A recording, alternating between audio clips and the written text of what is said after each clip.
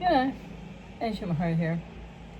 Have you been hurt and traumatized by a person you suspect has BPD, maybe not diagnosed, or somebody that you know is diagnosed with BPD, or NPD for that matter, which, by the way, BPD is not a form of NPD. But have you been really hurt and traumatized and shattered by a person with borderline personality or narcissistic personality in a significant other relationship, but equally it's as true for any other relationship types, then most people have codependency. And so why do you need to focus on that some more? I think because too many people are focused on, understandably, right? You're really hurt.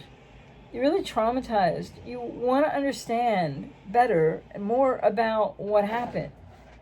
And yet, people that are still looking for closure when a relationship has ended, it's not just about that, right? It's about the want to get the person back who you thought they were. And then I've had many clients describe it to me this way, that, and especially men, but women too, with a borderline ex, male ex, that, a lot of clients will say, but like, this is the most traumatizing thing I've ever been through. I've never had a relationship like this. This has impacted me so badly. I don't know who I am. I've lost myself. And all of that is really tragically very true for more people than not after these relationships. Situationships, unconscious setups between codependents and cluster Bs in which nobody really knows on a conscious level what's about to happen. So the key thing with that, though, is not to stay for too long, too mired in the borderline did this and the borderline did that and the narcissist did this and the narcissist did that. Why? Well, it's about getting into therapy because there are no shortcuts in this healing. And anybody who gives you this option of a mind hack or a shortcut or some magical way to do it, they're not telling you the truth, because it really is a process. And like anything that you want to heal and recover from, it's going to require processing some pain, learning more about yourself. But I just wanted to speak in this hopefully brief video about the reality that people who have been in these relationships and think that it is the most traumatic, or experience it as the most traumatic thing that's ever happened to you. Absolutely, it may well be, right? Each person's perception and experience is their own, right?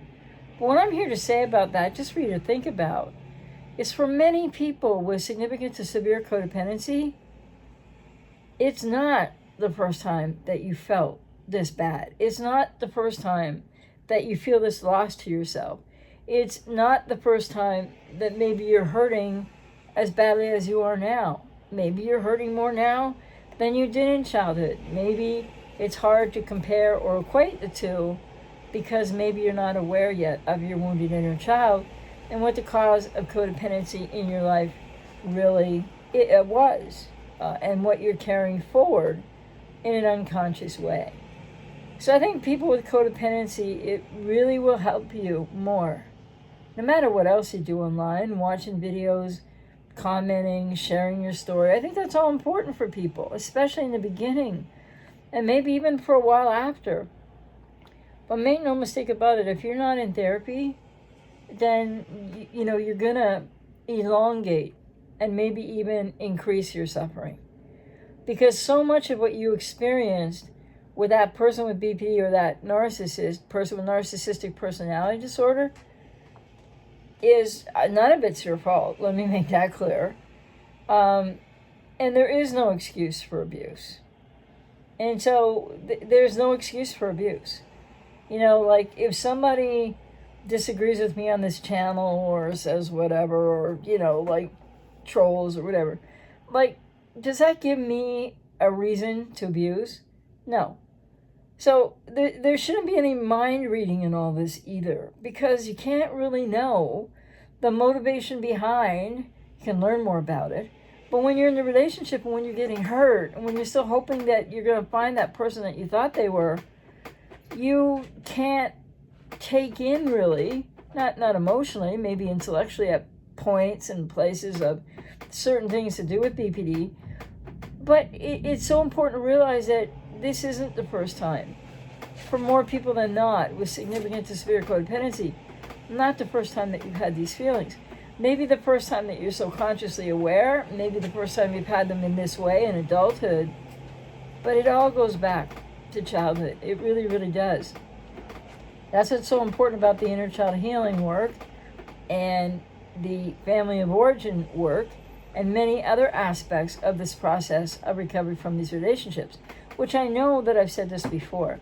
But it's really important to codependence maybe hear it again, because maybe some people are new, and if you're new to this and you just found out that the person you're with you think has BPD, or they've been diagnosed, or whatever the case, people with codependency feel like they so love that person still.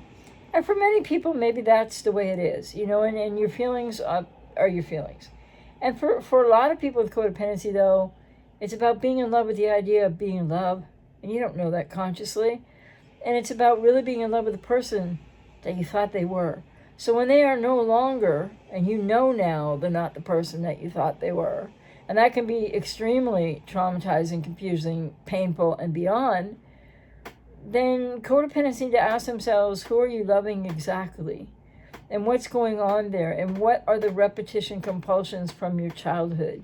And that is, I'm out here to work with you, but resonate with you, but that's a big part of, there's many pieces, moving pieces to this process of, relationship recovery and codependency recovery. But therapy is your way forward.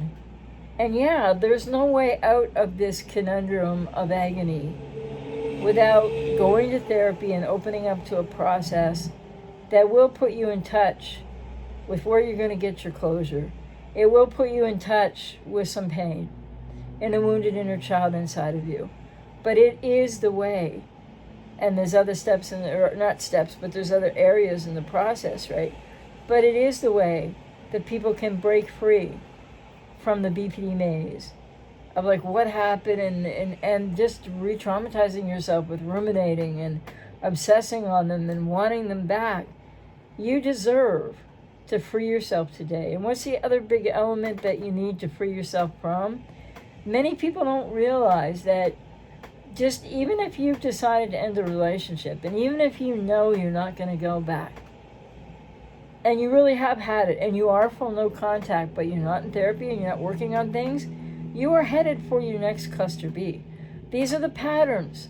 This is the trauma bond, fit that isn't a fit. But so it's really important to understand, maybe more about BPD to a degree or NPD for people, but you need to get accurate information. And how do you know when you first get online if you're finding accurate information or not? So that's really important as well. But the key thing is, to make sure that you're not watching any YouTuber or, in any kind of like forum or place where people are actively engaging each other in disrespectful to abusive ways, because that's not necessary. And so I'm just, to speak to people with codependency who are wanting to say today that, everything that hurts inside you so badly right now feels like it's all because of the person with BPD. Well, much of it is. You've definitely been traumatized and wounded. And untreated people with BPD and people that are assumed to have BPD by exes, etc., you're probably not wrong, just saying, that aren't even diagnosed.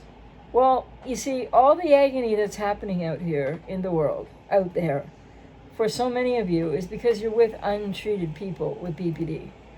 So people with BPD can get into therapy, many modalities, not DBT. DBT is great, but like a year or two of DBT, and then moving into a psychodynamic modality. It's not 10 years of therapy in DBT. Nobody with BPD ever does 10 years of therapy in DBT.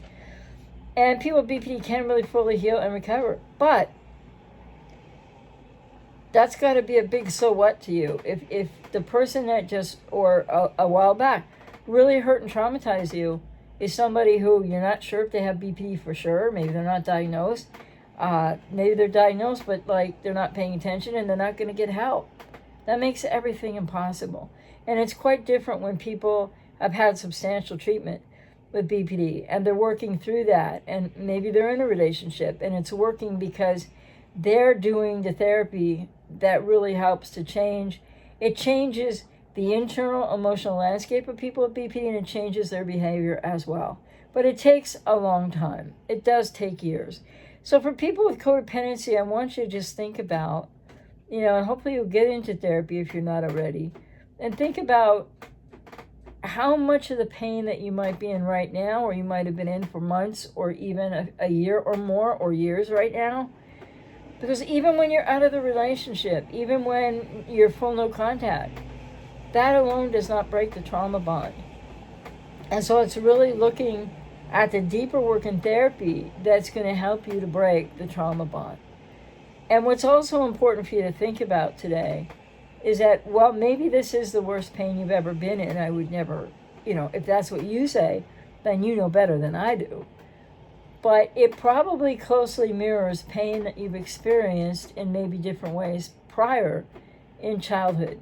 So what's key about that? Well, focus for people with codependency to start focusing on themselves. And as difficult as that is, and to not continue to be overly focused on BPD, NPD, cluster B information to the point where that's still coming way ahead of yourself. You're still abandoning yourself to this quest for more understanding through why did the BPD do this and how come this, and you're going to hear so much conflicting information at best anyway.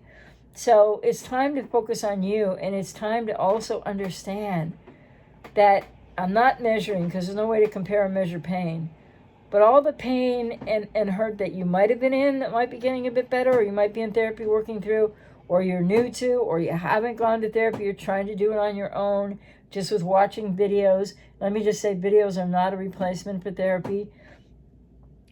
You will come to realize, if you get yourself into therapy, that the pain you're in right now, which might be more than ever before, but it's not unfamiliar to you. It's not as unfamiliar as you think it is. So don't you think that it would really be helpful for you to find out more about what that means and get into a therapy and a healing and recovery process that will help you to find closure, break the trauma bond, stop obsessing, ruminating, focusing on the person with BPD, blow by blow everything that happened, because so much of that, which needs to be processed and talked about in therapy as well, but so much of that goes back to codependents spinning their wheels, like you're in a car and you're deep in like a mud, big puddle of mud, and the more that you hit the gas pedal, the deeper into the muck you're sinking. And this is what happens for people with codependency who keep externalizing out that focus to try to figure out that person with BPD, and you truly do believe, and you truly do feel, and you might really feel, it's hard for me to say, right? But you truly believe that you love this person. But this is Stockholm Syndrome and trauma bond, because you are now identifying with, not only identifying with an abuser, but now you're loving an abuser. But you're really loving the person who you thought they were.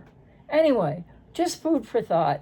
And I hope that might help somebody. And again, it's not, it's kind of a refresher, but think about it. If you're not in therapy yet, or if you're new to this, if you've been not in touch with a borderline or a narcissist for, a year or more, but like you still are thinking about them, you still might be waiting for a Hoover, you might want a Hoover, you might still be thinking about hoovering, all the social media kind of peeking and stealth reverse hoovering.